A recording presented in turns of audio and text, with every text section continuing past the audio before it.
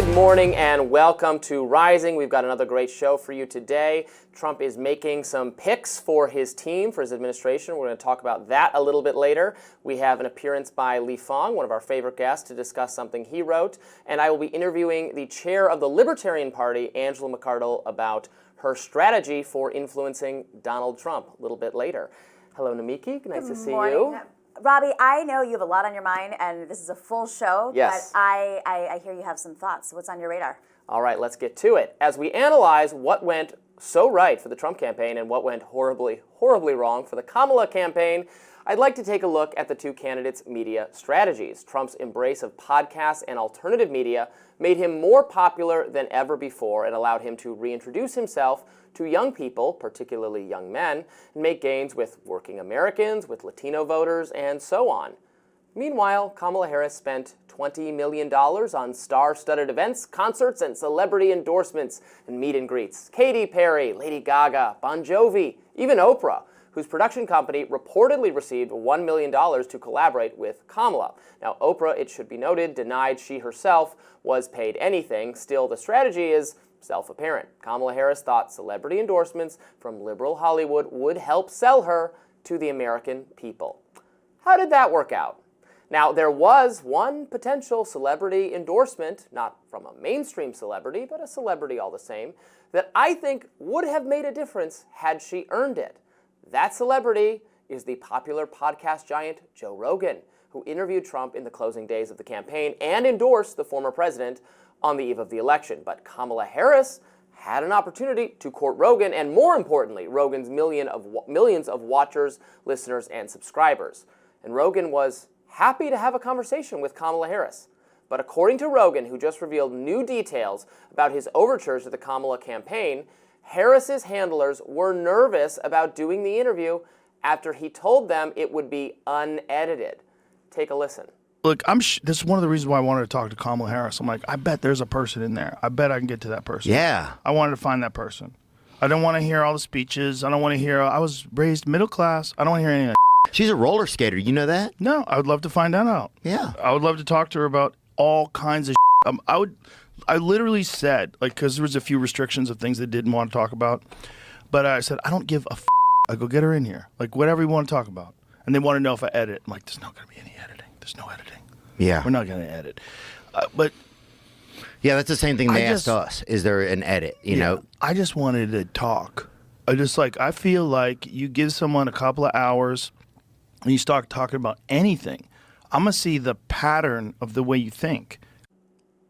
Rogan also said the campaign wanted to give him no more than an hour with Harris, even though his interviews typically go for 2 or 3 hours. They're that long because Rogan likes to have real, unscripted conversations. He likes when his guests move beyond talking points and are forced to actually say what they think or explain how they think. Someone, either Harris or her handlers, evidently thought she could not handle such an environment or that it wasn't worth her time. That's a pity. Now, of course, there are other Democrats, even would-be Democratic presidential candidates, who weren't afraid to go on Joe Rogan. Bernie Sanders appeared on Rogan when he sought the 2020 Democratic presidential nomination. In fact, he earned Rogan's endorsement.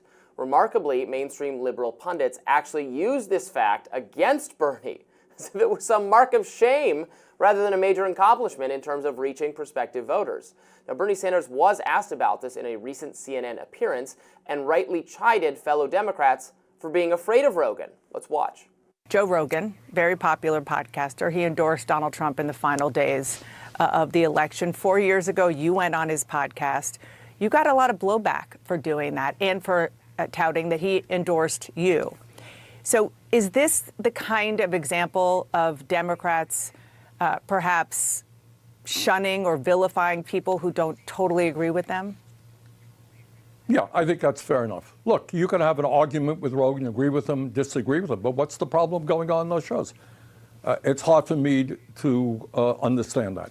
So I think we've got to get, and clearly you have an alternative media out there, a lot of podcasts that have millions and millions of viewers. Get on the show. Disagree with you here. I agree with you there. I don't see a problem in doing that. And you're right. I got vilified by some of the Democratic establishment because I went on Rogan's show. Now a lot of other people are doing just that. Straight facts from Sanders. If Democrats are too afraid to occasionally set foot outside their mainstream media safe space, they're going to lose the rest of the country. Right now, on social media, many Democrats are expressing the following sentiment. If only we had our own Joe Rogan. I know they're so fond of fact checks, so here's one. They already had a Joe Rogan. His name was Joe Rogan. He was supportive of the ostensibly independent but solidly Democratic-leaning populist presidential candidate Bernie Sanders. That's the thing. Progressive leftists used to consider themselves outside the establishment. Then they became the establishment, aligned themselves with panic-stricken media voices who inveigh constantly against alleged misinformation cropping up in alternative media spaces. All their finger-wagging and cozying up to the traditional elite media hasn't seemed to help them very much. Certainly couldn't get Kamala Harris over the finish line. Now, let's consider Trump's media strategy. According to some terrific reporting from Time magazine, and by the way, mainstream media still does good journalism, and I'm happy to celebrate them when that does, in fact, happen, as it did in this case. A great article from Time magazine about a 27-year-old Trump staffer named Alec Brusiewicz who came up with the idea to get Trump on the podcast circuit. Now, when he pitched the idea to Trump, Trump said to ask his son Barron about it. Barron thought it was a great idea, and so they got Trump on with Adin Ross, which was a podcast that Barron was a fan of, then Logan Paul, Theo Vaughn, and other podcasters who are wildly popular, again, particularly with young men. This strategy culminated in the Rogan interview, which received almost 40 million views on YouTube in just 3 days. So whose media strategy was better, Trump or Kamala? Think we know. Oh, listen. He won all the battleground states by a couple points. So it's not whether it was a podcast game or she didn't speak to Latinos when they were calling for her to come to the community and organize much earlier. I mean, there's a lot of things, and there's a lot of that contributed to her loss of a couple points in these battleground states, and a lot of things that contributed to his win. Mainly the fact that he has the RNC, he's been doing this for 10 years, everybody knows who he is, he's the most famous man in the world, and frankly, yeah, you know what, why she probably didn't go on the podcast? Because Joe Rogan wasn't going to be nice to her, and it was a couple days before the election, and he was very nice to Donald Trump, and she didn't need the negative press. It was a few days before the election, and they wanted 3 hours in Texas, a state that she wasn't competing in. I don't think he would have been nice to her. I think he would have asked some ridiculous questions. They would have clipped that up. It would have been a weapon for Trump.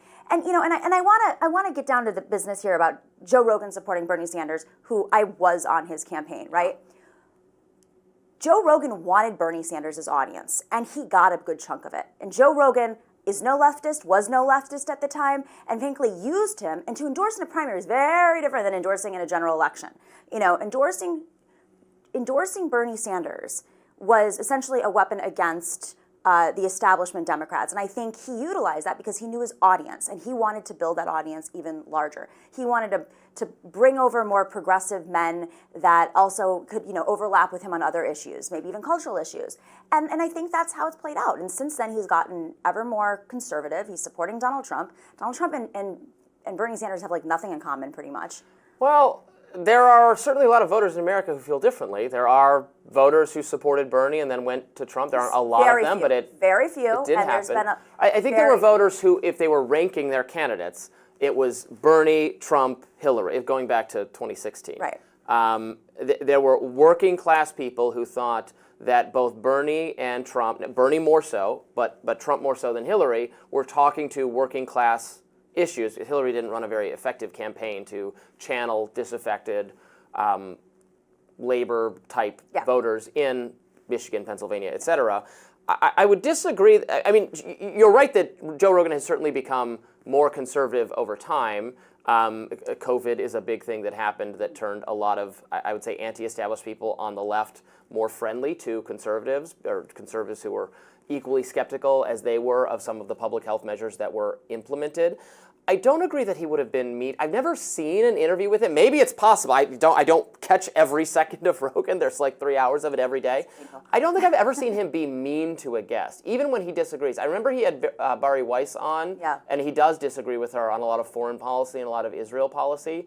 And he disagreed with her, but it was extremely polite. He was not mean to her at all. So I can't imagine him being mean to Kamala. I think the risk for Kamala is that she would not have sounded sincere or interesting for that long a period of time, and her people knew that, and so they didn't want to put her in that environment. But that's an indictment of the candidate. I don't think that's true. I think that when you're coming into the final days of an election, every single choice you make is a major choice. And to go off to Texas, sit with him for 3 hours, right? And it's not a swing state. It's obviously. Well, but Texas. it's not like it matters just in Texas. His viewers I are understand everywhere. that. It's that she had to leave going to campaign in those final days, and he wanted 3 hours, and of course you have to prepare.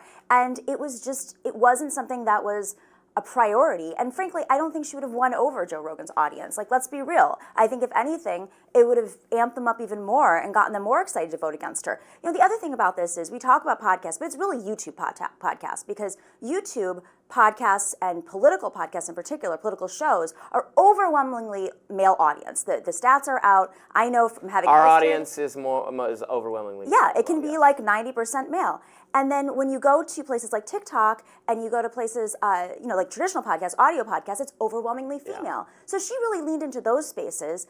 And unfortunately, it didn't reflect because there are a lot of conservative women in this country who just don't listen, I guess, to Pod Save America.